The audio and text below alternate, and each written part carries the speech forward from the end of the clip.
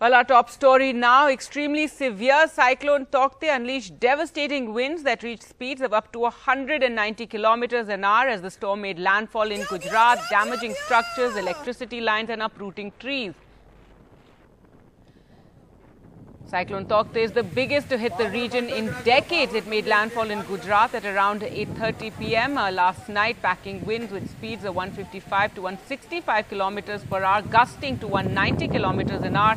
After the landfall ended around midnight, the weather office downgraded the storm from extremely severe to very severe.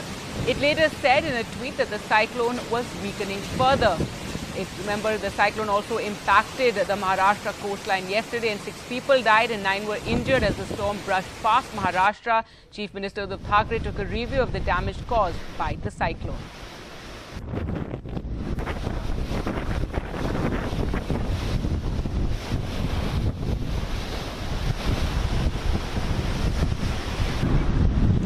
Let's go across to Divya now for more on the cyclone. And Divya, the cyclone made landfall yesterday evening and it completed the landfall by midnight. Now the weather office says it is weakening. Give us the details.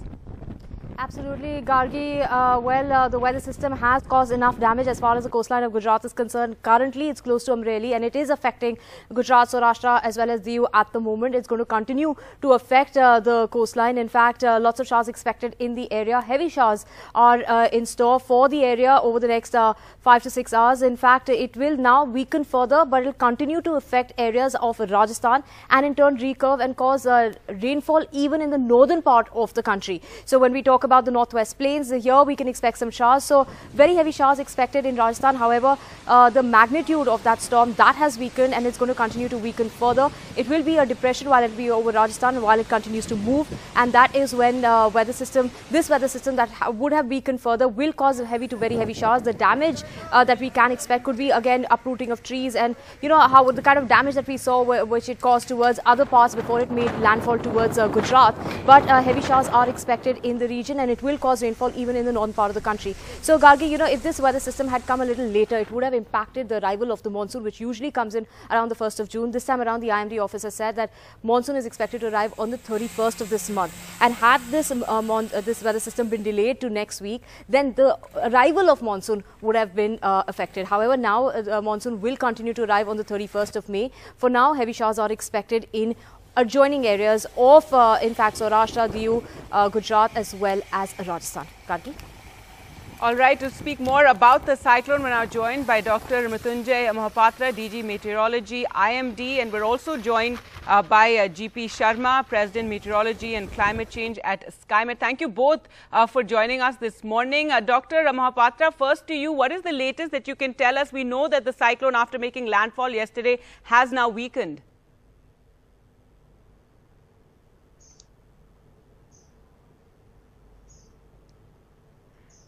Right. Dr. Mohapatra, can you hear me?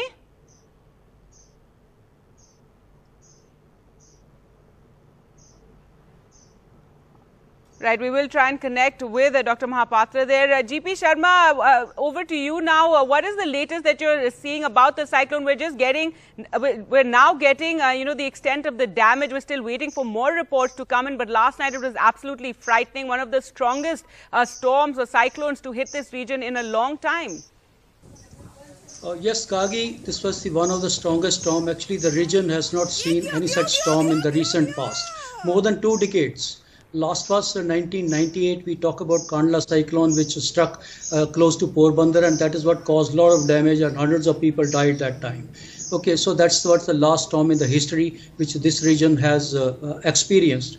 So 2 decades is a long time. Obviously, people have not seen, unlike the East Coast where you keep seeing these storms every now and then. Saurashtra coast has not seen the storm. Okay, but anyway, that apart, this storm, obviously, as we know, started making landfall in the night itself, around 8:30. Process took about almost 4 hours. When the eye went through, it crossed very close to Diu, keeping Diu onto its left.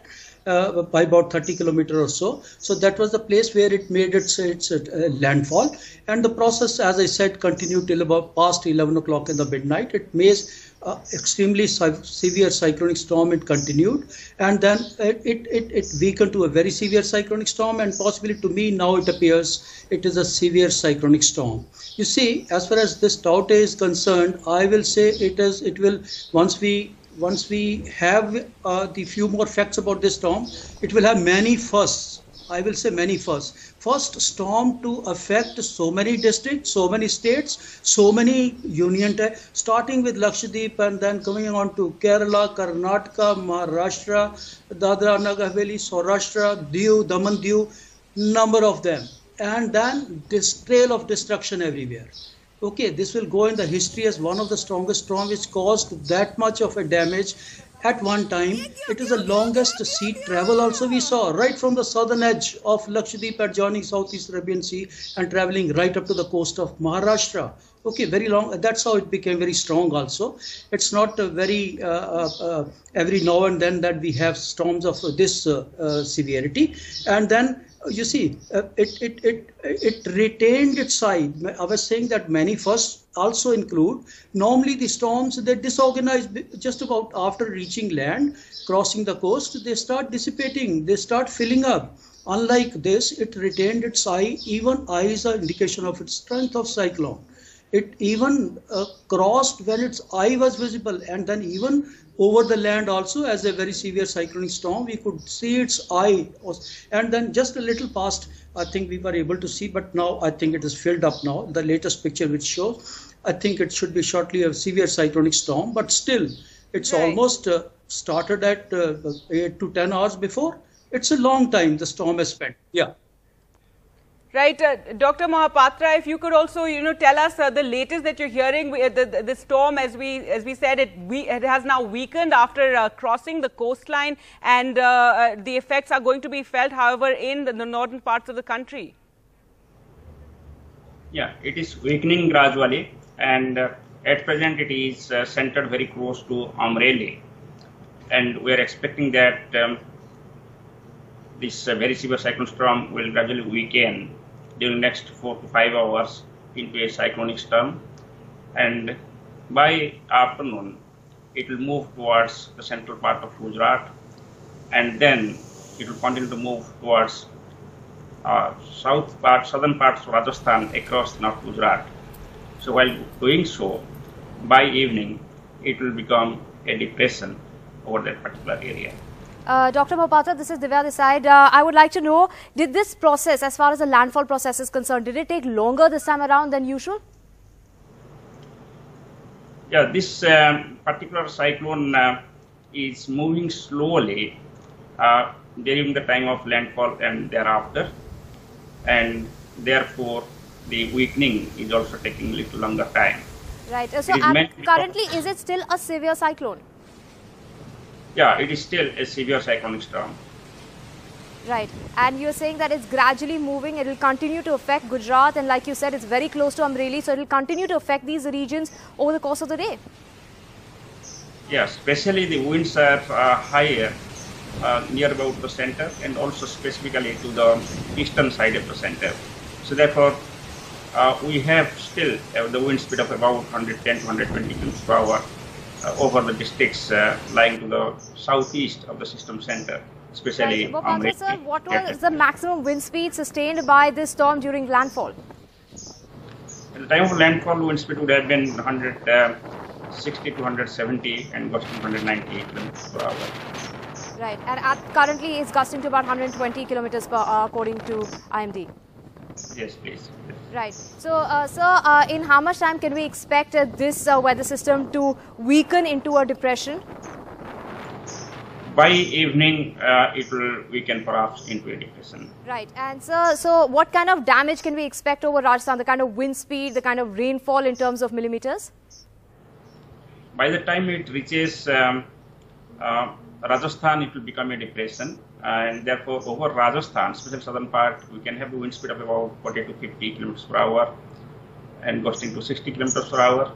But there will be rainfall, heavy to extremely heavy rainfall activity in some places over South Rajasthan.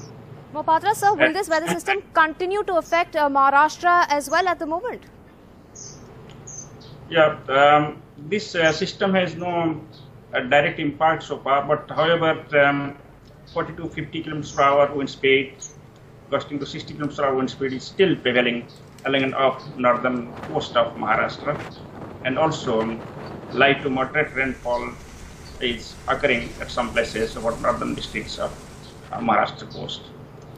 Right, Mr. G.P. Sharma, you were talking about how the eye of the storm, the eye of this cyclone was there for quite a while, even as it made landfall. Over landfall, tell us more about this, the significance of this. See, as I was saying, you see, the eye of the storm is an indicative of its intensity as well. It developed its eye very early, much before it crossed the coast, and it retained it. It retained it, though at times it became a little rag, but it retained that structure as such, which we do not see very often. And even after crossing the coast, retaining that eye is not very often we see, because storms, they have a tendency to get filled up, weaken quickly after crossing the coast. But as I said even yesterday also, proximity of the sea, the Arabian Sea, that's a water body. Water is the main source of energy for the storms, and proximity of that Arabian Sea possibly continues to feed the storm, and it's retain its intensity even as a very severe cyclonic storm, even hours after crossing the coast. And it will retain a storm even till afternoon. So very rarely you will find having severe cyclonic storms intensity after crossing the coast for nearly 12 hours or so. You see, all these storms, like we were talking, you asked that whether it will affect Mumbai, it will continue affecting or so. All these storms, stronger the storm, they have their trail. We call it as a feeder band. They have the trail of those storms, tail of the storm. It's quite long. It's the rear of the storm, and it keeps moving. Storm keeps moving ahead, but its trail and all, that's lagging behind. And that's what is causing, if you see, rainfall continued even Mumbai even while the storm was hitting the Saurashtra coast. Okay, that was what happening at that point of time, but gradually it should ease out now for Maharashtra as it moves inside. We should be more bothered about other districts of Gujarat now and Rajasthan. Though the storm weakens, even if it weakens as a depression, as DG was saying, the wind speed decreases. Okay, as it is 60-70 kilometer, it's a fairly a strong wind speed, but the winds, they die down. But the rainfall, that intensity is quite a bit. Okay, it is a damaging rainfall, even with the depression over these parts when it moves to Rajasthan, Kota, Bundi, Jhalawar, this area, Udaipur, this area will have impact of this. In case some crops are there, obviously it is damaging these crops also. Light rainfall is always welcome, but heavy rainfall along with the strong winds is the damaging factor. They can, you see, the crops and all, they lie flat. You call it as a lodging of these crops. That also can happen. So we got to watch out for this. And then everything is not yet over. 17 districts of Gujarat out of 27 have been affected or will be affected, which is a very large number. It will travel and give rainfall even over now. Amreli, Botad, Ahmedabad, Gandhinagar, and further traveling to Mehsana, Palanpur and Sabarkantha, Basankantha. This is the region before it enters Rajasthan region. It is having a long sway. Mohapatra sir, if I could ask you, which are the areas in the line of fire, which are the areas that were impacted the worst by the storm during landfall? Yeah, as it crossed just about 20 kilometers east of Diu, the most adversely affected districts could have been starting with Gir Somnath, Bhavnagar, Amreli, and some parts of adjoining districts of Junagadh. And other side, as the system is moving, we can also have in some parts of the adjoining interior districts. Ahmedabad, Bharose also could have been most affected. So what kind of rainfall are we talking about? Rainfall, we predicted that there could have been heavy to extremely heavy rainfall activity again over these districts, and we will not be surprised if rainfall would have exceeded 30 centimeters in some places also. Right. Thank you so much, Dr. Mohapatra and GP Sharma, for joining us this morning. We're still waiting for more reports of the full extent of the damage that the cyclone has caused in Gujarat. Thank you so much. Thank you. Well, moving on now to other news and the latest on COVID. And in Uttar Pradesh, the Allahabad High Court has observed that the entire medical system of Uttar Pradesh pertaining to smaller cities and villages can only be taken to be like the famous Hindi saying, Ram Bharose, or at the mercy of God. The observation was made by a two-judge bench of Justices Siddharth Varma and Ajit Kumar, who are hearing an ongoing public interest litigation demanding better care for COVID patients in the state. Well, let's go across to NDTV's Alok Pandey for more on this. Alok, tell us more about this hearing, and that's quite a statement by the Allahabad High Court, and this is something that you've been reporting on for a while, and NDTV reporters have been visiting dispensaries and medical units in smaller towns, and the High Court observing that it is Ram Bharose. Well, you're absolutely right, Gargi, and in this case the observations came as part of a hearing that has been ongoing in Uttar Pradesh at the Allahabad High Court for a while now. So each time the court takes up the case, there are some new observations. This time the Ram Bharose, or at the mercy of God observation came after the High Court was informed about the case in Meerut, in which it had asked the government to inquire. There was a patient who was admitted there, a COVID patient, and he collapsed in a bathroom at night, Gargi. And then his body was disposed of, and his relatives allegedly were not informed, and the body was later unaccounted for, and the patient was declared missing. And then there was an inquiry in which the government or whoever inquired blamed the doctors on night shift, and that is the context in which this observation was made by the Allahabad High Court. But there was much more that the High Court said, and these observations are very important to report, given that the government has been going around almost claiming that the second wave of the pandemic is over in Uttar Pradesh and that they are preparing for the third wave.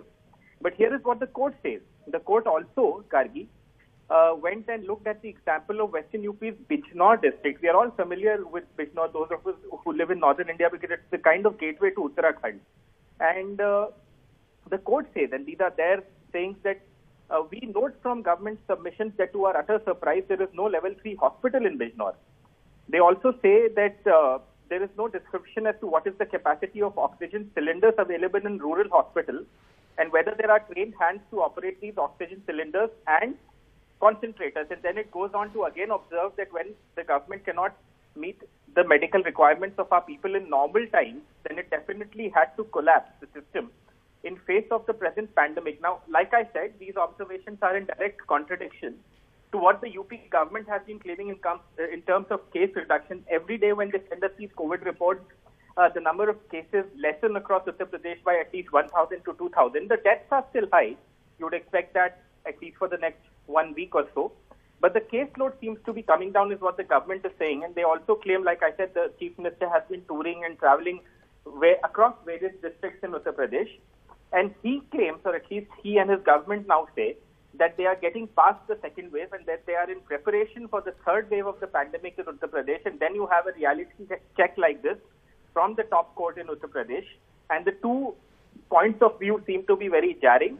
But one does hope that the things will get better in this state.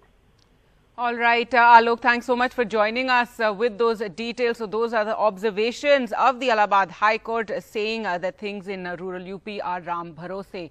Well, let's now take a look at Bengal, and 147 COVID deaths have been reported in 24 hours in West Bengal. And this is for the second straight day that 147 deaths, the highest ever, have been reported. 19,003 new COVID cases were reported in 24 hours, and the positivity rate is the highest ever at 10.02%.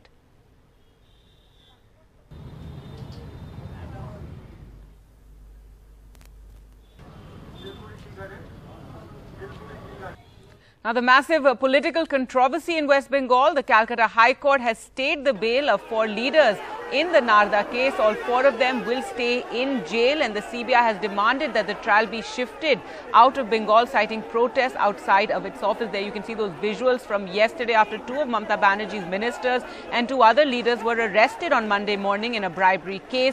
Their bails are put on hold in the evening. Bengal ministers Farhad Hakim, Subrata Mukherjee were arrested early Monday morning in the Narda case. So were Trinamool MLA Madan Mitra and Sovan Chatterjee, who went from the Trinamool to the BJP but quit that party as well. Earlier we spoke to Monadeepa for more.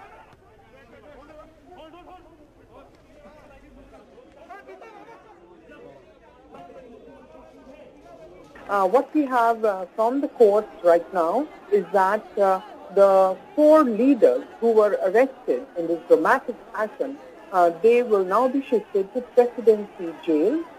They will stay there till Wednesday when the case will be heard again. Now, what is not clear is, did CBI actually ask for the stay of their bail, or was the denial or stay of bail a fallout of another plea that the CBI has put before the Calcutta High Court? And that plea is for shifting this whole trial outside of Bengal. The CBI reportedly cited in court, all the incidents that happened outside its office today. The people who gathered at the gate, hurled stones at the security forces. The Chief Minister who came into the CBI office and spent 6 hours there. Stating all these points, the CBI said not possible to carry out a free and fair investigation or trial into the case and in Bengal, so we should move it out. That is the plea. We are yet to hear the last of this. The court has not yet ruled on this primary matter that the CBI moved. So in the bargain, perhaps, the court has said that until this matter is decided, the Trinamool in shock. We've been speaking to lawyers representing the Trinamool Congress, and they say this is unexpected. They don't have the formal order of the court just yet. Once they have that, they will give us their comments.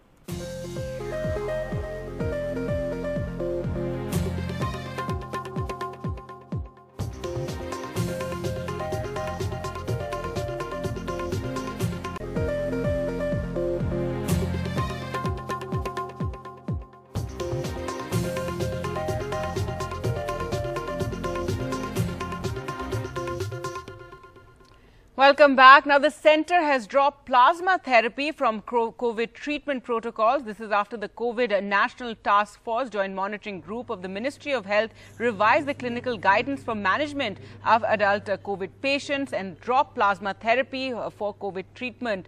This has been dropped after the new clinical guidelines for mild, moderate and severe COVID cases has been released. The National COVID Task Force took the decision as experimental procedure was found to be ineffective in reducing the progression of the disease or fatalities.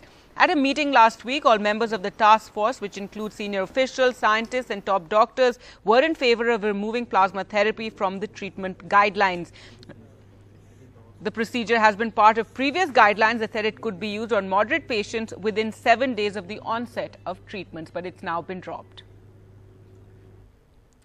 Well, time for us to slip into a short break. Coming up on the other side, we'll get you the latest on Cyclone Tauktae that crossed the coast of Gujarat.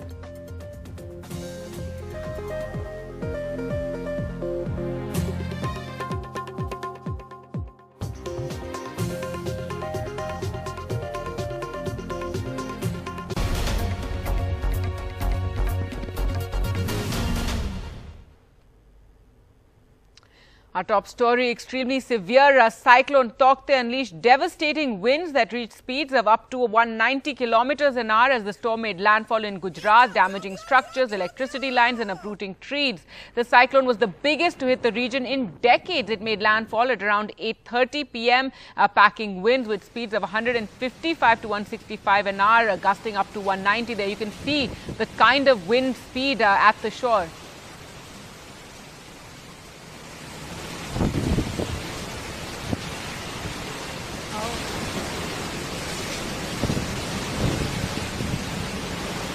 The landfall ended around midnight. The Weather Office has downgraded the storm from extremely severe to very severe. It later said in a tweet that the cyclone was weakening further. 6 people died and 9 were injured as the storm brushed past Maharashtra. Chief Minister Uddhav Thackeray took a review of the damage caused by the cyclone.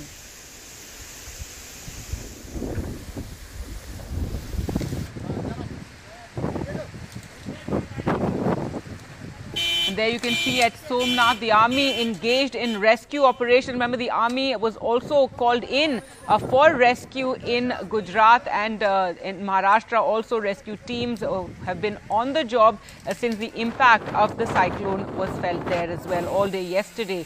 And 44 teams of the NDRF are deployed in 20 Gujarat districts. Remember, at least 17 Gujarat districts have been impacted by the cyclone. 17 of the 27 districts of Gujarat impacted by the cyclone. That has now weakened slightly, but continues to move through Gujarat. Now, yesterday, the cyclone passed by the Maharashtra coastline, and 2 barges with personnel on board deployed by one of the contractors of the state-run Oil and Natural Gas Corporation Limited, that's ONGC, for offshore drilling in Bombay High, de-anchored and started drifting due to the cyclonic storm Tauktae. And the latest update from the Navy is that rescue efforts continued through the night by INS Kochi and INS Kolkata offshore support vessel Energy Star and great ship Ahalya also joined the effort, and a total of 132 personnel have been rescued so far in extremely challenging circumstances. So there 132 people rescued, and there you can see the tweet also that was released by the Navy, and 132 personnel from those barges. We still don't know how many people are still to be rescued so far. Extremely challenging circumstances in which this rescue took place. And earlier we spoke to Divya for more on the movement of the cyclone. The weather system has caused enough damage as far as the coastline of Gujarat is concerned. Currently, it's close to Amreli and it is affecting Gujarat, Saurashtra as well as Diu at the moment. It's going to continue to affect the coastline. In fact, lots of showers expected in the area. Heavy showers are in store for the area over the next 5 to 6 hours. In fact, it will now weaken further, but it will continue to affect areas of Rajasthan and in turn recurve and cause rainfall even in the northern part of the country. So when we talk about the northwest plains, here we can expect some showers. So very heavy showers expected in Rajasthan. However, the magnitude of that storm that has weakened and it's going to continue to weaken further. It will be a depression while it will be over Rajasthan while it continues to move, and that is when this weather system that would have weakened further will cause heavy to very heavy showers. The damage that we can expect could be again uprooting of trees, and you know how the kind of damage that we saw which it caused towards other parts before it made landfall towards Gujarat. But heavy showers are expected in the region and it will cause rainfall even in the northern part of the country. So Gargi, you know, if this weather system had come a little later, it would have impacted the arrival of the monsoon, which usually comes in around the 1st of June. This time around, the IMD officer said that monsoon is expected to arrive on the 31st of this month. And had this weather system been delayed to next week, then the arrival of monsoon would have been affected. However, now monsoon will continue to arrive on the 31st of May. For now, heavy showers are expected in adjoining areas of, in fact, Saurashtra, Diu, Gujarat as well as Rajasthan. Did this process, as far as the landfall process is concerned, did it take longer this time around than usual? Yeah, this particular cyclone is moving slowly during the time of landfall and thereafter, and therefore the weakening is also taking a little longer time. Right. So currently, is it still a severe cyclone? Yeah, it is still a severe cyclonic storm. Right. And you're saying that it's gradually moving. It will continue to affect Gujarat, and like you said, it's very close to Amreli, so it will continue to affect these regions over the course of the day.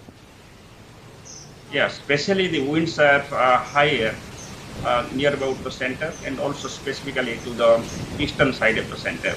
So therefore, we have still the wind speed of about 110 to 120 km per hour over the districts lying to the southeast of the system center. Especially right. Sir, what was the maximum wind speed sustained by this storm during landfall?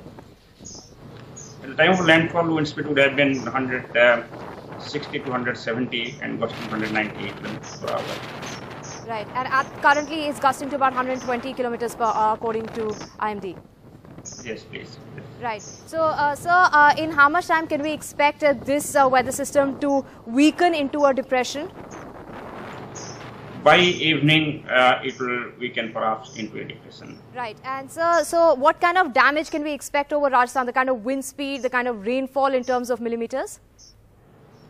By the time it reaches Rajasthan, it will become a depression. And therefore, over Rajasthan, especially southern part, we can have a wind speed of about 40 to 50 kilometers per hour and gusting to 60 kilometers per hour. But there will be rainfall, heavy to extremely heavy rainfall activity in some places over South Rajasthan. Mohapatra, sir, will this weather system continue to affect Maharashtra as well at the moment? Yeah, this system has no direct impact so far, but however, 40 to 50 kilometers per hour wind speed, gusting to 60 kilometers per hour wind speed is still prevailing along the northern coast of Maharashtra, and also light to moderate rainfall is occurring at some places over northern districts of Maharashtra coast. Right, Mr. G.P. Sharma, you were talking about how the eye of the storm, the eye of this cyclone was there for quite a while, even as it made landfall, over landfall. Tell us more about this, the significance of this. See, as I was saying, you see, the eye of the storm is an indicative of its intensity as well. It developed its eye very early, much before it crossed the coast, and it retained it. It retained it, though at times it became a little rag, but it retained that structure as such, which we do not see very often. And even after crossing the coast, retaining that eye is not very often we see, because storms, they have a tendency to get filled up, weaken quickly after crossing the coast. But as I said even yesterday also, proximity of the sea, the Arabian Sea, that's a water body. Water is the main source of energy for the storms, and proximity of that Arabian Sea possibly continues to feed the storm, and it's retain its intensity even as a very severe cyclonic storm, even hours after crossing the coast. And it will retain a storm even till afternoon. So very rarely you will find having severe cyclonic storms intensity after crossing the coast for nearly 12 hours or so. You see, all these storms, like we were talking, you asked that whether it will affect Mumbai, it will continue affecting or so. All these storms, stronger the storm, they have their trail. We call it as a feeder band. They have the trail of those storms, tail of the storm. It's quite long. It's the rear of the storm, and it keeps moving.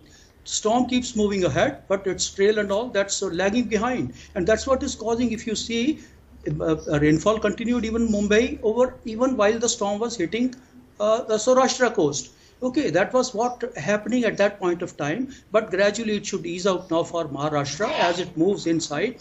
We should be more bothered about other districts of Gujarat now and Rajasthan. Though the storm weakens, even if it weakens as a depression, as DG was saying, the wind speed decreases. Okay, as it is 60-70 kilometers, it's a fairly a strong wind speed, but the winds, they die down. But the rainfall, that intensity is quite a bit. Okay, it is a damaging rainfall, even with the depression over these parts when it moves to Rajasthan, Kota, Bundi, Jhalawar, this area, Udaipur, this area will have impact of this. In case some crops are there, obviously it is damaging these crops also. Light rainfall is always welcome, but heavy rainfall along with the strong winds is the damaging factor. Well, moving on to other news now, the Indian Medical Association has said that 244 doctors have died due to COVID in the second wave of the pandemic. In fact, 50 of them died in just one day. Sukirti Dwivedi reports.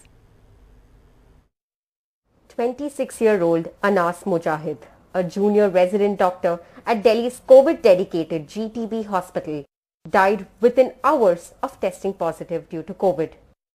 He is the youngest of 244 doctors who have lost their lives to COVID in this year's second wave. Mujahid is survived by his parents and 4 siblings. It has been a week since his death, but his friend and colleague Dr. Amir Sohail is still struggling to come to terms with the day. Mujahid had minor symptoms like sore throat and tested positive in an antigen test at the hospital. In a rare case of sudden progression, he collapsed soon after and died due to intracranial bleeding. He had not been vaccinated. Shocking for everyone जो भी उसको जानता था और कोई ऐसा कोई comorbidity नहीं थी उसके वो he is a was very dedicated doctor. According to the Indian Medical Association, 244 doctors have lost their lives due to COVID during India's second wave. Out of these, 50 deaths were recorded on Sunday alone. Only 3% of the 244 doctors who died in the second wave since April first week have been fully vaccinated. During second wave, highest number of fatalities have been reported from Bihar with 69, followed by Uttar Pradesh with 34 and Delhi with 27. Last year, 736 doctors had lost their lives during the first wave. A total of nearly 1,000 doctors across India have lost their lives due to the COVID so far. 5 months into vaccination drive, only 66% of India's healthcare workers have been fully vaccinated. IMA says that it is making all possible efforts to encourage doctors to take the jab. It is a very unfortunate that yesterday we lost 50 doctors across India, and total we have lost nearly 244 doctors from the start of the second wave, that's from almost around first week of April. We would definitely investigate the matter and will persuade our IMA doctors to see that all the doctors who are frontline healthcare workers, doctors as well as paramedical workers, that everybody takes vaccination. The government has employed very less doctors and they are overburdened by this activity. Many times they have to work almost 14 and 16 hours and they don't have enough rest, which has caused a lot of viral load, and ultimately they succumb to this COVID infection. While the IMA says that nearly 1,000 doctors have lost their lives, the actual numbers could be much higher, because the IMA only keeps track record of its nearly 3.5 lakh members, but in India there are over 12 lakh doctors. In New Delhi with camera person Pooja Arya, this is Sukirti Dwivedi for NDTV. Now, in another major roadblock in Delhi's vaccination drive, the government has announced there is only 3 days of vaccine stock left for the age group of 18 to 44. Meher Pandey gets us the details. The enthusiasm for vaccination in Delhi amongst the 18 to 44 age group is apparent in the lines outside vaccination centres and in how quickly slots on CoWIN get booked. But it is held back by the lack of supply. Only 3 days of vaccine stock is remaining in Delhi for this age group. Deputy CM Manish Sisodia announced today that the centre had allocated 3.8 lakh doses for beneficiaries over 45 in Delhi for the rest of the month of May, but none for those under 45. 3 दिन में हमको 18 से 45 centre, 18 से 45 उम्र के वर्ग के लिए जितने हमने वैक्सीनेशन सेंटर खोले थे, ये अब खाली पड़ जाएंगे. इसके बाद हमको ये बंद करने पड़ेंगे. तो पहला रिक्वेस्ट तो उनसे ये किया है कि आप हमें जितनी वैक्सीन हमें 45 साल से ऊपर के लोगों के लिए दे रहे हैं, कम से कम उतनी वैक्सीन हमें 45 साल से कम उम्र के लोगों के लिए भी उपलब्ध कराएं. Manish Sisodia has also asked the centre for some much needed transparency about how the vaccines are distributed across states, age groups and to government and private entities, so that states can plan this mammoth vaccination drive in the long term. With Sushil Rathi and Azam Siddiqui, Meher Pandey for NDTV. And the Prime Minister will be interacting with state and district officials across the country on COVID management. He will be interacting with field officials from states and districts to converse about their experience in handling the pandemic. This is at 11 a.m. today. Many of these districts have seen a huge surge in cases and widespread infections.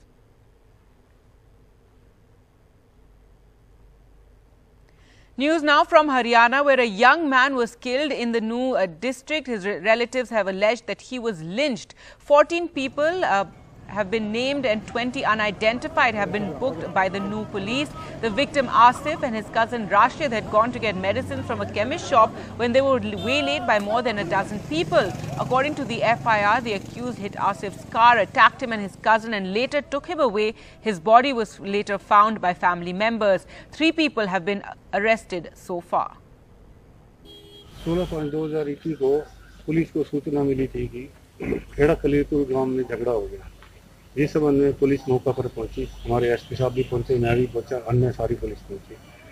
वहाँ झगड़े के अंदर एक आसिफ नाम के व्यक्ति की मौत हो गई थी, जिसको हॉस्पिटल में करवा दिया था. और कुछ शक के आधार पर हमने 4-5 लोग पकड़े हुए हैं, जिनसे पूछताछ जारी है. इनके बच्चों की आपस में पुरानी रंजिश चली आ रही है. इस रंजिश होने की वजह से इसके लड़के की मौत होगी, आसिफ की, और 14 आदमियों के खिलाफ मुकदमा दर्ज कर दिया गया. मैं ये कहूँगा कि ऐसी जघन्य घटना और निर्ममता से हत्या का मामला ये दर्शाता है कि किस तरीके से जो कानून व्यवस्था में लोगों का, बदमाशों का कोई खौफ नहीं दिख रहा. और हमारा परिवारजनों ने सारी घटना को बताया. हमने यहाँ आके सिविल हॉस्पिटल रूम में देखा, एसपी को भी यहाँ बुलाया, और सारी बात परिवार वालों की तरफ से हम तो एक ही बात चाहते हैं कि इस जघन्य घटना के पीछे जो भी मंशा है, जो भी ऐसी साजिश है, उसका पर्दाफाश हो, न्याय मिले परिवार को।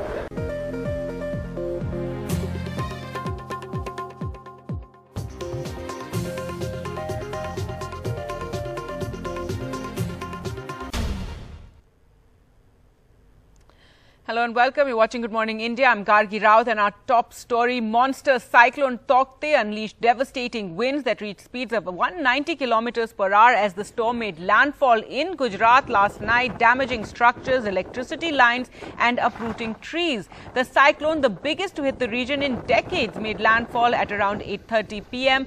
Packing winds with speeds of 155 to 165 kilometers an hour, gusting to 190 kilometers an hour. After the landfall ended around midnight, the weather office downgraded the storm from extremely severe to very severe. The storm has weakened further, but the winds are still very, very strong, gusting to around 120 kilometers per hour.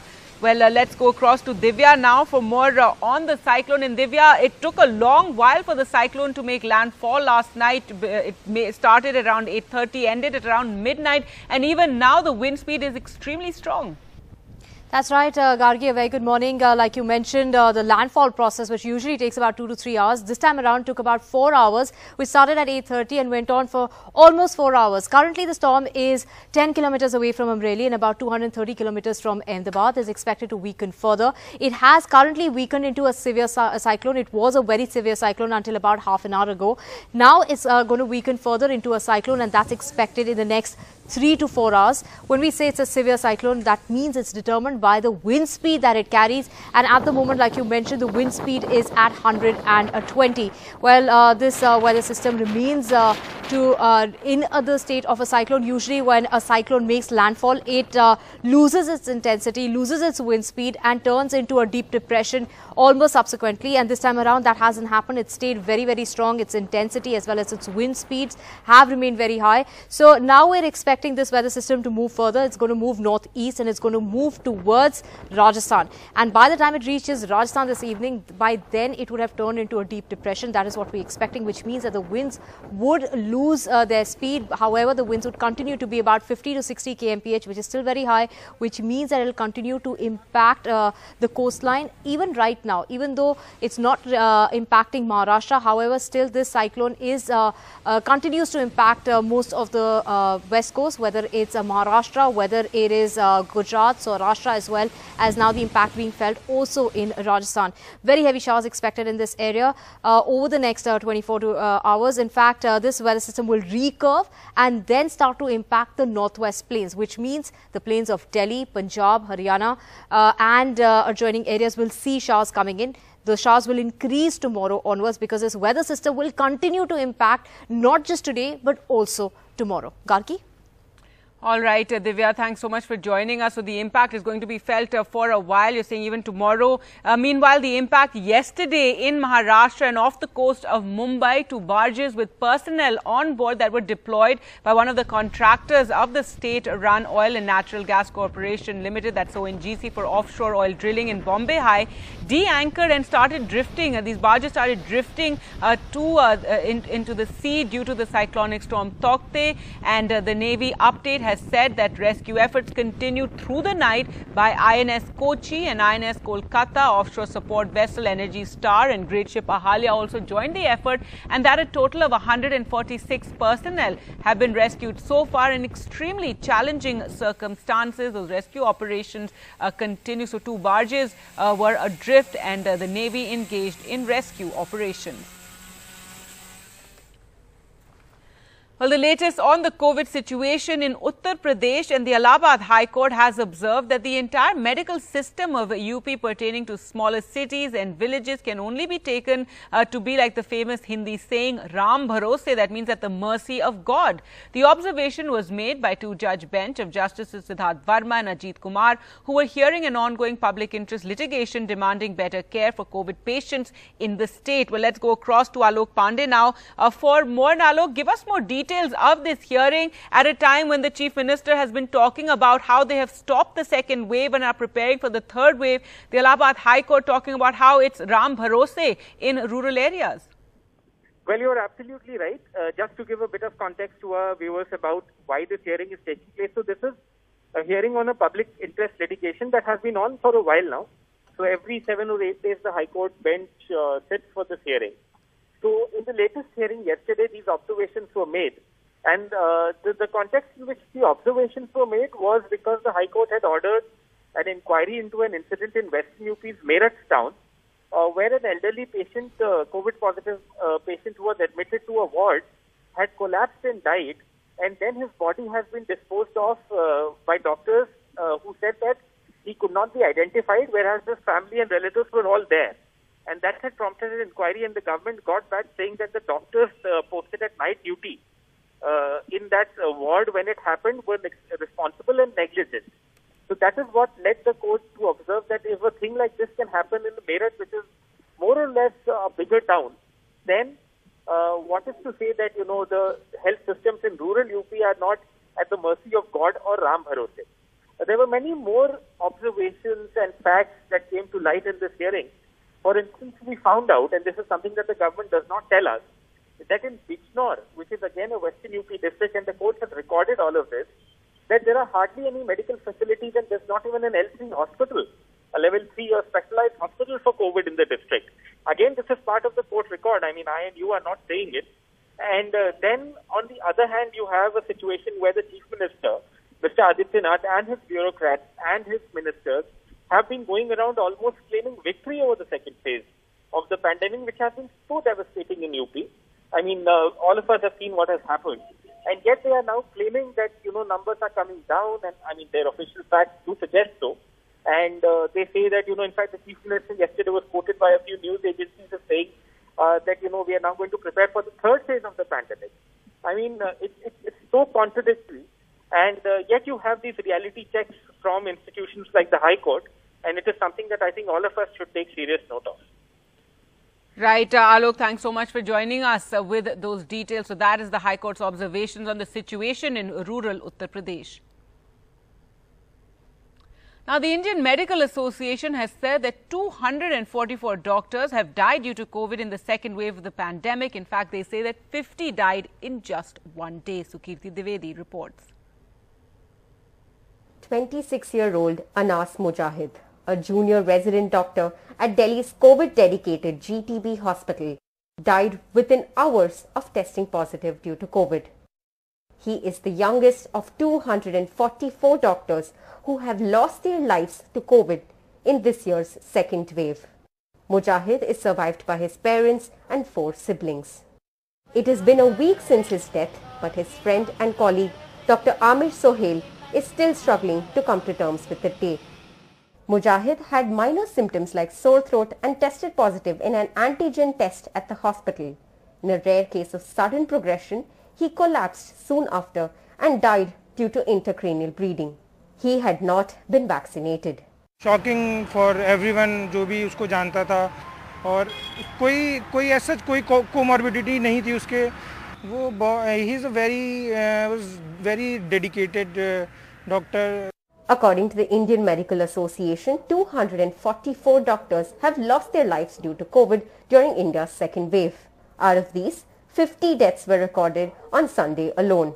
Only 3% of the 244 doctors who died in the second wave since April first week have been fully vaccinated. During second wave, highest number of fatalities have been reported from Bihar with 69, followed by Uttar Pradesh with 34 and Delhi with 27. Last year, 736 doctors had lost their lives during the first wave. A total of nearly 1,000 doctors across India have lost their lives due to the COVID so far. 5 months into vaccination drive, only 66% of India's healthcare workers have been fully vaccinated. IMA says that it is making all possible efforts to encourage doctors to take the jab. It is a very unfortunate that yesterday we lost 50 doctors across India, and total we have lost nearly 244 doctors from the start of the second wave, that's from almost around first week of April. We would definitely investigate the matter and will persuade our IMA doctors to see that all the doctors who are frontline healthcare workers, doctors as well as paramedical workers, that everybody takes vaccination. Government has employed very less doctors and they are overburdened by this activity. Many times they have to work almost 14 and 16 hours and they don't have enough rest, which has caused a lot of viral load, and ultimately they succumb to this COVID infection. While the IMA says that nearly 1,000 doctors have lost their lives, the actual numbers could be much higher, because the IMA only keeps track record of its nearly 3.5 lakh members, but in India there are over 12 lakh doctors. In New Delhi with camera person Pooja Arya, this is Sukirti Dwivedi for NDTV. Well, to talk about the COVID situation in the country, we're now joined by Dr. Bhanu Pratap Singh, founder and director, pulmonologist, Midland Healthcare and Research Center from Lucknow, and Dr. Adityan Guhan, director, AG's Healthcare from Coimbatore. Thank you so much, doctors, for joining us. And first, Dr. Bhanu Pratap, if you saw that report, it's very, very saddening to realize that so many doctors have lost their lives. And what's also very worrying, even in Delhi recently, we've had 2 doctors who passed away after they were fully vaccinated. Today morning, we got the news that another well-known doctor in Delhi, Dr. K.K. Agarwal, too has passed away, and most of these doctors were fully vaccinated, so that remains a big worry. Yes, definitely. It is really a cause of worry. We are already short of the doctors and those who are working in this COVID situation, and we are losing doctors one by one, and more than 1,000 doctors has already been mentioned by the IMA president that they have lost their life in last 1 year due to COVID. So this is really a worrying situation. Another thing which is very important is that why all the doctors have not been vaccinated till date. So everybody should have been got the job, basically the jab, and vaccination should have been done so that they can be prevented. As you all know that all the vaccines are very effective in preventing the serious nature of the disease in COVID. So everybody should have been vaccinated. I think right, sir, that is another thing is that proper precautions are required. Did receive both the vaccine jabs, so that is also worrying given these Yes. are breakthrough cases. And is it because they're exposed to so much infection and the viral load is just too high? There are different reasons actually. Probably it is a variant might be the responsible which is causing infection and not getting covered with the vaccine. One reason. Another thing is that in spite of the inoculum, the viral load is too high when the patient got infected. So in that case, the cytokine storm is also very high, and the complications are also too much. So in that way, if your inoculum is very high, large, then you get the very severe reaction. And vaccination, probably it might be the mutant strain also. All right, let me put that to Dr. Guhan as well. We're still waiting for more information about, the new strain of COVID that is prevalent in many parts of the country and the vaccine efficacy, though there have been claims that it is effective against this new strain as well. But we are seeing these breakthrough cases. A lot of them we do, as Dr. Bhanu Pratap said, see a milder disease. But what's worrying is when we have situations like this, when fully vaccinated doctors, die of coronavirus. No, I want to share my view here. Actually, even in the when B1617, the Covaxin only covers around 30 to 35% of the fully vaccinated adults. So, in a hospital setting, we don't expect a single strain. We have multiple patients and multiple strain. Especially young doctors have a very rapid immune response, and as you all know, the cytokine storm is too high. So I think, and I also see that the double masking has not been prevalent everywhere. Still we are speaking a lot about double masking. I never see my colleagues or anyone with a double mask. Like, we have to be more accurate in the primary prevention. And secondly, doctors has to be fully vaccinated. The entire medical fraternity has to be vaccinated. This will definitely prevent the death rate.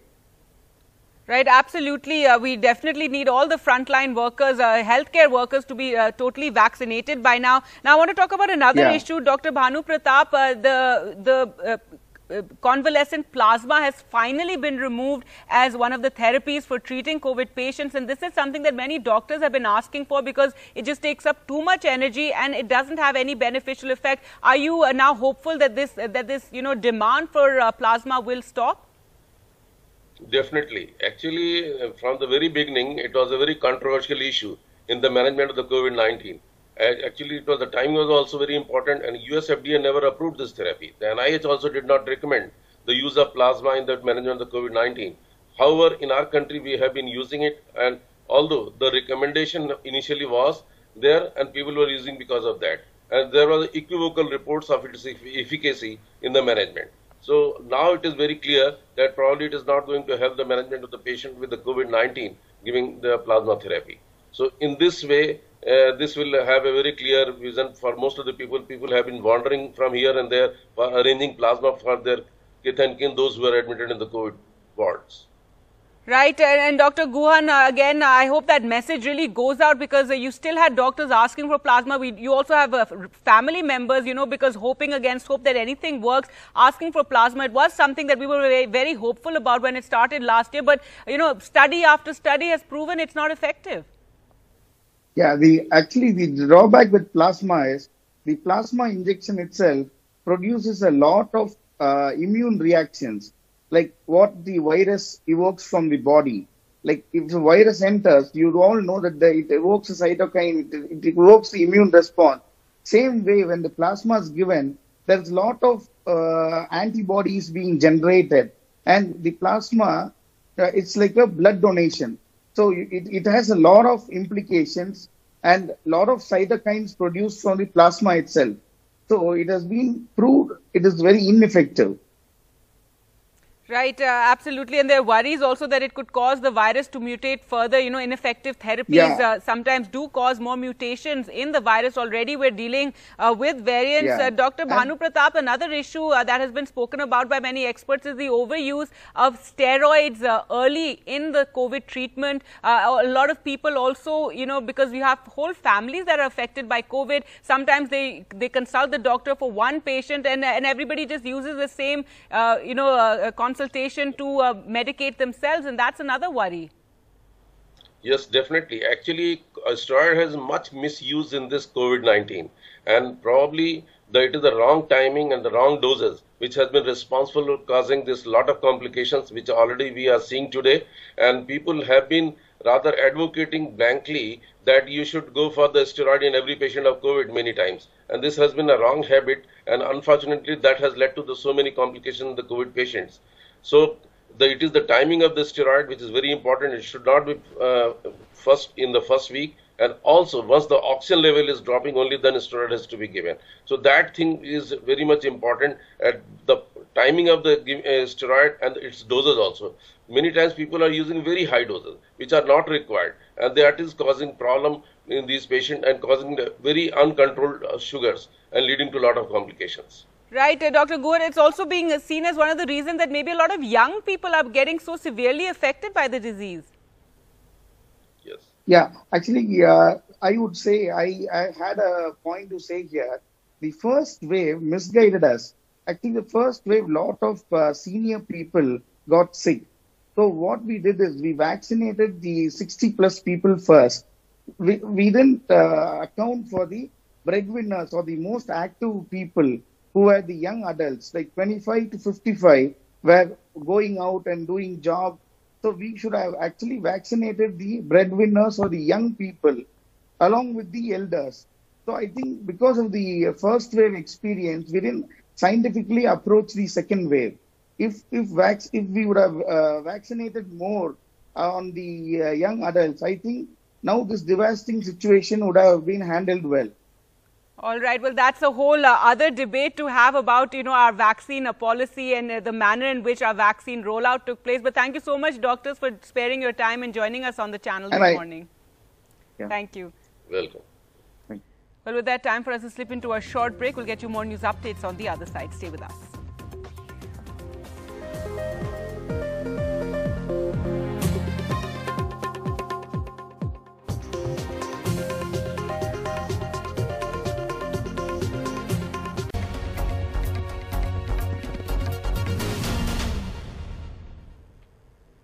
Let's now get you the market update, and the Sensex has opened above 50,000. The market's in the green this morning. The Nifty has regained 15,000 and bank stocks are continuing to rally. The SBI stock there you can see up by 0.61%, Bharti Airtel up by 0.08% and ONGC up by over 1%.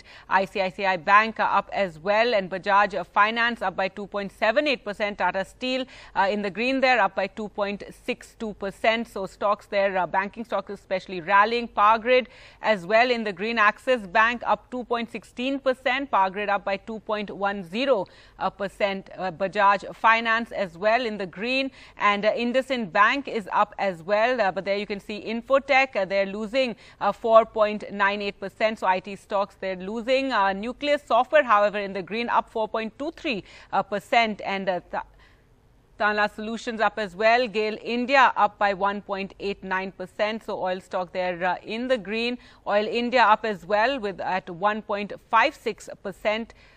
And IOC in the green as well. So oil stocks doing well, up by 1.47%. Let's take a look at banking stocks. Federal Bank up 5%. And so banking stocks really rallying as the Sensex has opened above 50,000. The Nifty has regained 15,000. With that, time for us to slip into a short break. More news on the other side.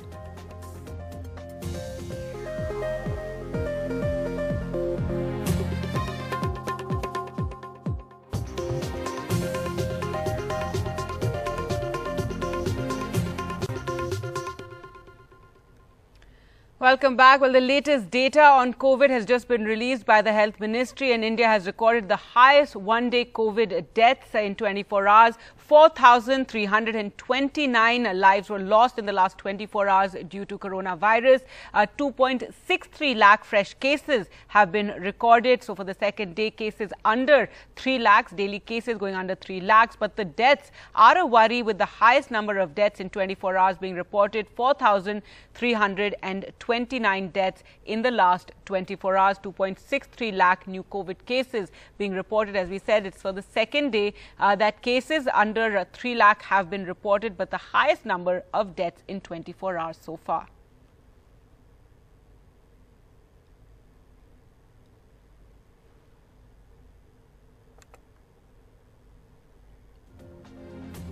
So India recording the highest number of deaths in 24 hours, with 4,329 deaths reported in the last 24 hours. 2.63 lakh fresh cases being reported during that same period. The cases coming down, the daily cases coming down under 3 lakh for the second day, but the deaths remaining above 4,000. And more worrying is the fact that the deaths are the highest ever, with 4,329 deaths being reported in the last 24 hours. Well, let's go across to NDTV Sukirti now for more. And Sukirti, for the second day under 3 lakh cases, but the deaths are a big worry. Well, absolutely, Gargi. Until and unless the mortality scenario also improves, it would be hard to say that India is on the path to improvement. It is a good sign of hope that our cases are below 3 lakhs for the second consecutive day, especially coming at a time when, at least for the last 10 to 7 days, we had been seeing that the cases had been revolving around the 4 lakh mark. So good that the cases are coming down below 3 lakh, and now this is the second consecutive day, and hopefully one would expect the trend to go on for the next few days as well. But our number of deaths continue to be very high, with 4,329 deaths being recorded in the last 24 hours, which is India's highest daily death till date. And even if we look at the last 7 days, deaths have been revolving around the 4,000 mark. So definitely the mortality aspect is something that needs to be improved, and a lot of doctors across India have been saying that until and unless we improve the kind of healthcare facilities that we provide to critical patients, we need to have enough ICUs, enough ventilator beds. Until and unless we address that problem entirely, we will not be able to reduce the number of deaths that we are seeing every day. So while the national capital has set up more ICU beds and has been setting up more ventilator beds also, the availability has increased. So things at least in Delhi have improved. But definitely we have been seeing the effect of how across India there have been reports of lack of hospital beds, especially when it comes to critical care patients. So definitely these deaths are connected to that in a certain manner, and governments will have to address this issue. Right, Sukirti, even vaccinations remain a big worry. That is one way for us to tackle the pandemic. On 16th of May, there were just around 7,06,000 vaccine doses that were administered. On 17, just 15,10,000 vaccines administered. And this is at a time when experts say it should be, at least 50 lakhs, over 50 lakhs a day. Well, absolutely, Gargi. As the experts have been pointing out, the desired number of vaccinations that we need at this point of time should be at least 50 to 60 lakh if we are looking at targeting our adult population and vaccinating them at least by the end of this year. We need to have those kind of daily target achievements. But despite that, our numbers continue to remain less than 20 lakh vaccinations per day. And the main reason behind the low vaccinations continue to be the fact that there is a shortage of vaccines. Delhi, for example, has been repeatedly saying that their Covaxin stock is about to end. Their Covishield stock is still in a sufficient quantity, but Covaxin is what they're running out of. And similarly, in many other states, the number of centers that are open for vaccination is much lesser than what we need at this point of time, all because of the vaccine shortage issue. So the government has assured, however, that in the next few months that is going to improve. But by then, a lot of crucial time may have been lost. All right. Thanks so much, Sukirti, for joining us with those details. So India reporting the highest number of deaths in 24 hours. Prime Minister Narendra Modi will be interacting with state and district officials of 10 states that are seeing a surge in COVID cases. The Prime Minister will be interacting with field officials from states and districts to converse about their experience in handling the pandemic. This will take place at around 11 a.m. today. Many of these districts have seen a huge surge in cases and widespread infections.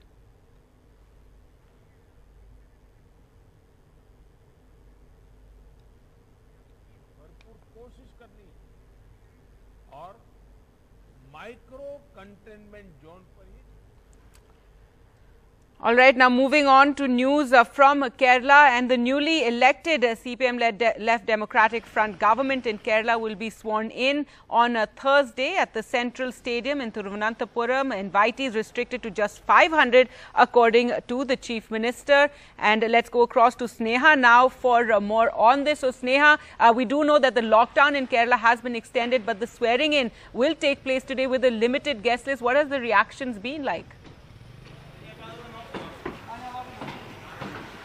Well, Gargi, there have been mixed reactions to this, but first let's give you a sense of what's happening on the ground.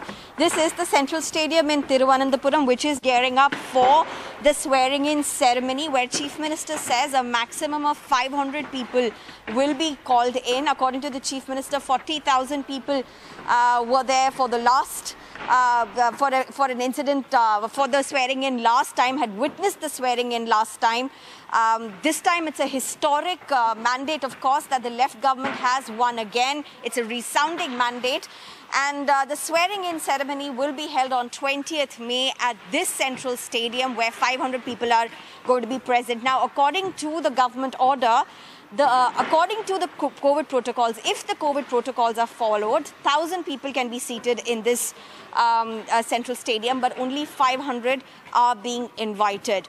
The Chief Minister also saying, and even the government order saying, that tests are mandatory, either 2 vaccinations or tests are mandatory. There will be no refreshments, among other things that will not be served. Now here, the reactions on the ground have been mixed. While there are some that have welcomed the move, saying that 500 is not a big number, there are others who have criticized the move, saying the swearing in is coming at a time when Kerala is seeing a lockdown, a strict lockdown across the state, and certain districts, including Thiruvananthapuram, where the swearing in is being held, is seeing a triple lockdown, a stricter version of the lockdown, where movement from Thiruvananthapuram to other districts or from other districts to Thiruvananthapuram is highly curtailed as one of the restrictions that are on the ground. So amid this, getting 500 people, even with all precautions, at one place for the swearing in, some have criticized this and some have only said this is just part of the restraint that the government has been showing. But mixed reactions to this. Anyway, one thing is for certain, that it is a historic win for the left government, and the swearing in now going to be held on 20th of May at this central stadium, even at a time when Kerala will be having a lockdown as well in an attempt to contain the COVID-19 cases. All right, Sneha, and preparations there taking place behind you despite the lockdown for that swearing in. Thanks so much for joining us with those details.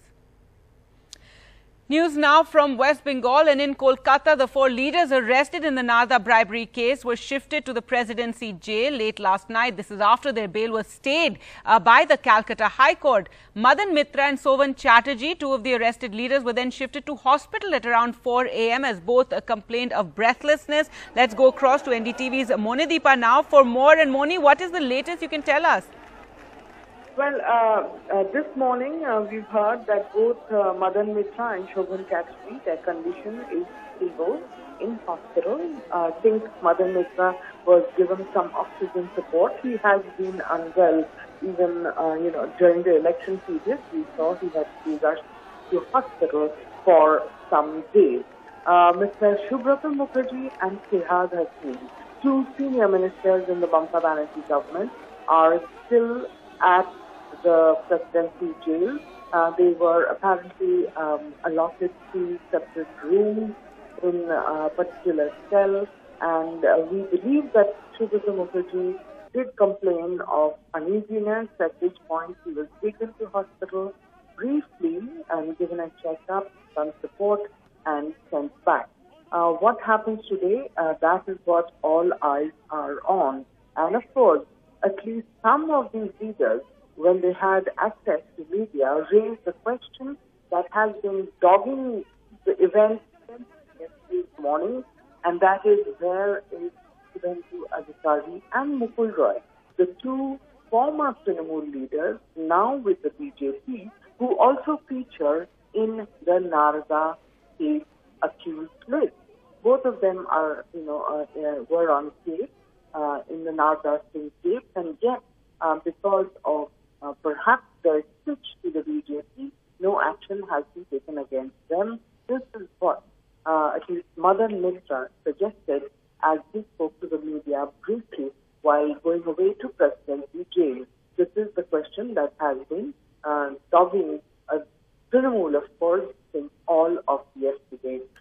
Late last night, there was bail given to all these 4 leaders at about 7 o'clock in the evening. And then the CBI went and challenged the order of the CBI Special Court at the High Court. And the High Court heard the plea also for the transfer of the case out of Bengal.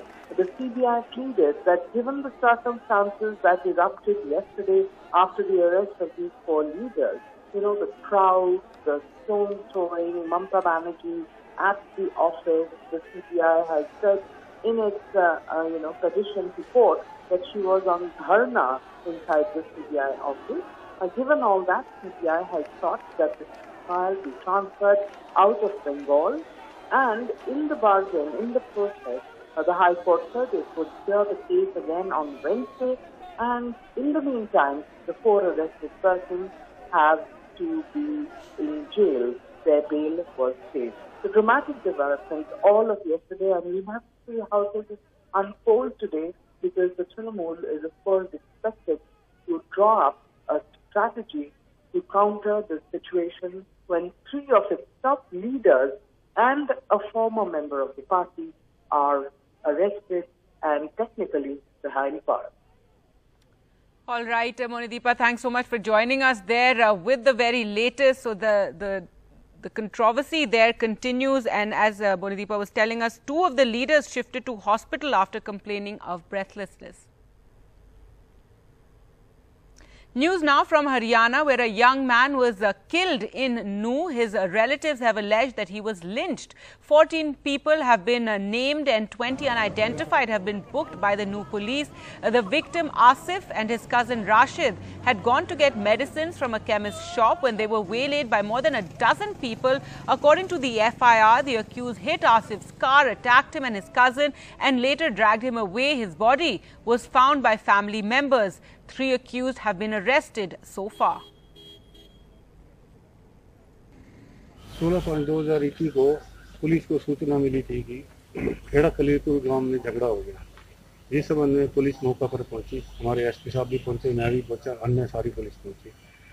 वहां झगड़े के अंदर एक आसिफ नाम के व्यक्ति की मौत हो गई थी, जिसको हॉस्पिटल में करवा दिया था और कुछ शक के आधार पे हमने 4-5 लोग पकड़े हुए हैं, जिनसे पूछताछ जारी है। इनके बच्चों की आपस में पुरानी रंजिश चली आ रही है। इस रंजिश होने की वजह से इसके लड़के की मौत होगी, आसिफ की, और 14 आदमियों के खिलाफ मुकदमा दर्ज कर लिया गया। मैं यही कहूँगा कि ऐसी जघन्य घटना और निर्ममता से हत्या का मामला ये दर्शाता है कि किस तरीके से जो कानून व्यवस्था में लोगों का, बदमाशों का कोई खौफ नहीं दिख रहा है। तो हमारा परिवारजनों ने सारी घटना को बताया, हमने यहाँ आके सिविल हॉस्पिटल में देखा, एसपी को भी यहाँ बुलाया और सारी बात परिवार वालों की तरफ से हम तो एक ही बात चाहते हैं कि इस जघन्य घटना के पीछे जो भी मंशा है, जो भी ऐसी साजिश है, उसका पर्दाफाश हो, न्याय मिले परिवार को। Well, news now on the coronavirus vaccines in the national capital, and Delhi government has cited a letter from the central government and claimed that the national capital is staring at an imminent shortage of vaccines in the upcoming days for the age group of 18 to 45. The government said that there are vaccine stock available for only 3 days for that age group and 4 days of stock for those above 45 years of age. And while the central government has agreed to provide vaccines for people above 45 years, no more vaccines will be provided for the age group from 18 to 45 years for the month of May. Well, let's go across to NDTV's Akshay now for more. And Akshay, this is very, very worrying also because many people are due for their second doses of the vaccine. Well, that's exactly the problem here, Gargi, because the Delhi government has been saying that the vaccination process needs to be ramped up, and the Delhi government has been trying to increase the number of people who are getting vaccinated every day, and that is the reason that they are not left with any more stock for more than 3 days as far as the age group of 18 to 45 is concerned. And this is what we are talking. We are talking about the Covishield jab.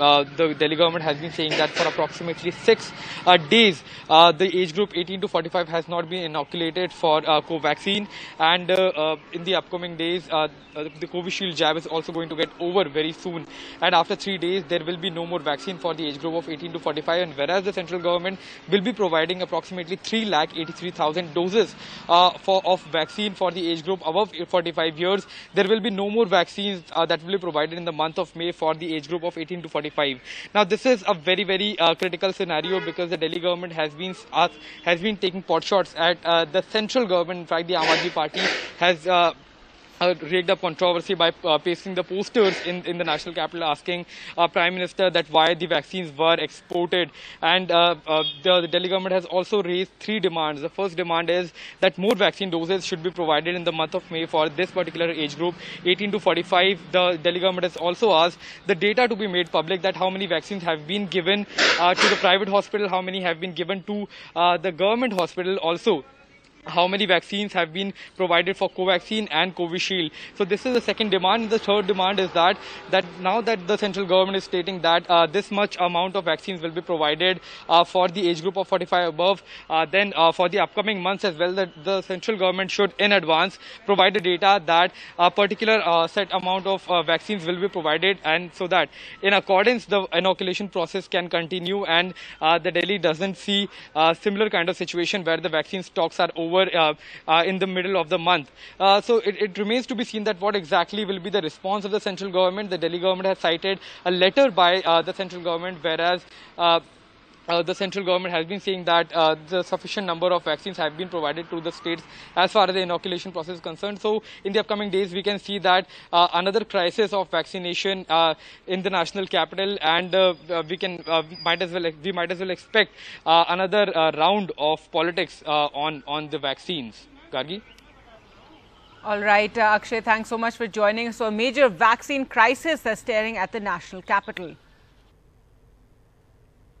Now, with hospital beds being hard to come by, COVID patients who are asymptomatic or mildly ill are being encouraged to home isolate. But COVID can lead to tiredness, and it's difficult to find the energy to cook healthy meals. That is where a group of Bengaluru-based NGOs collectively called Corona Care Bengaluru has stepped in. Maya Sharma reports. Fresh, nutritious food being prepared for COVID patients and their families who are in home isolation in Bengaluru. We are all Bangaloreans, Bangalore-based working professionals, students, entrepreneurs, people who are in the government field. We are all coming together as like-minded people. We are coming together to serve the community that are in need right now. Our project is called as Food to Your Doorstep. So you can see that we are packing the food packets for all the COVID patients, either COVID positive patients or the families that who are not able to cook for themselves currently. Over 1,000 food packages head out every day across the city. Chapatis, rice, vegetables and sambar, and sometimes eggs and fruit. All this is free of cost to the families from Corona Care Bengaluru.